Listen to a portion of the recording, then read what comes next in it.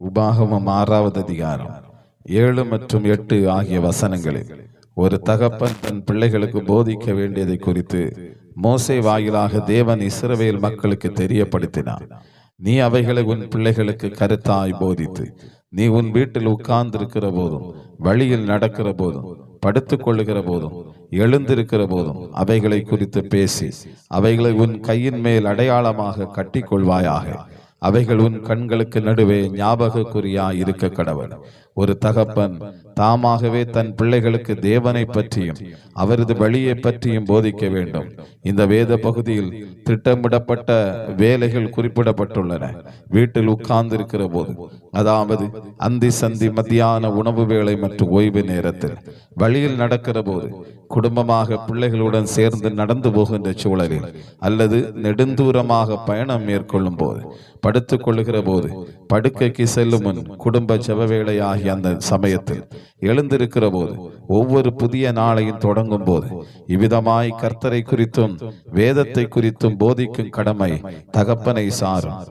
அவைகளை உன் கையின் மேல் அடையாளமாக கட்டிக்கொள்வாயாக. அவைகள் உன் கண்களுக்கு நடுவே ஞாபகக்குறியாய் இருக்க கடவுள். இந்த வார்த்தையினுடைய அர்த்தம் என்ன? பைலெக்டேரிஸ் என்று அழைக்கப்பட்ட சிறு பெட்டிகளை இந்த வேத பகுதி கூறுகிறபடி யூதர்கள் வடிவமைத்திருந்தனர். அவர்கள் ஒரு பெட்டியை கையின் மீது வைத்து அதை சுற்றி கட்டும் கயிறுகளை கொண்டு இறுக்கி கொண்டனர்.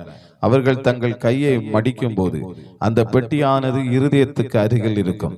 மேலும் அவர்கள் தங்கள் நெற்றியிலும் ஒரு பெட்டியை வைத்துக் கொண்டனர்.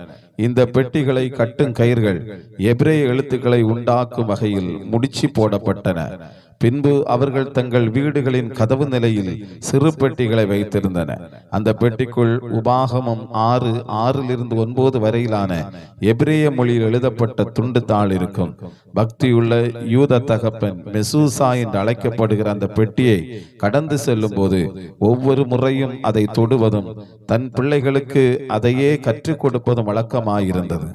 ஜான் ரேசர் என்பவர் கூறும்போது, நான் மீண்டும் எனது குடும்ப வாழ்வை தொடங்க வேண்டியிருந்தால் எனது பிள்ளைகளுடன் தேவனை பற்றி இன்னும் நெருக்கமாய் பகிர்ந்து கொள்வதை நாடுவேன் என்று கூறினார்.